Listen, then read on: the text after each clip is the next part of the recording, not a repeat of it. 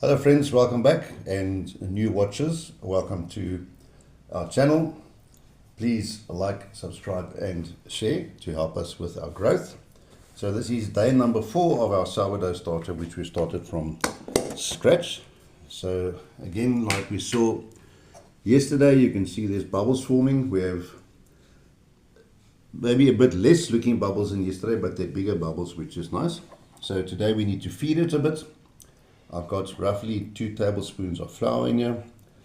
I normally just sprinkle the flour across the top. A bit more there.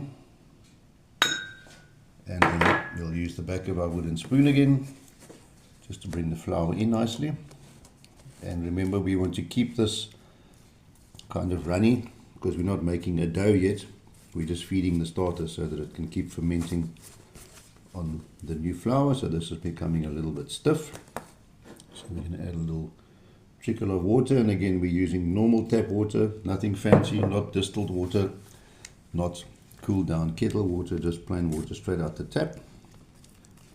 Mix it in nicely, get all the little wet bits out of the corners in, so you get a nice even mix. Just bring that in too.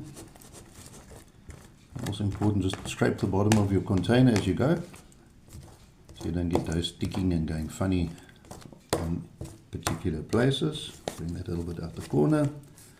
You can see it's getting nice and stretchy, which means everything is starting to develop nicely. I'm just going to give this a little bit more water,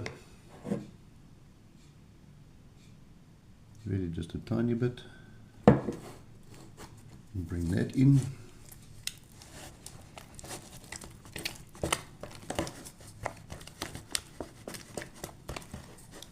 There we go. And then same like we did before.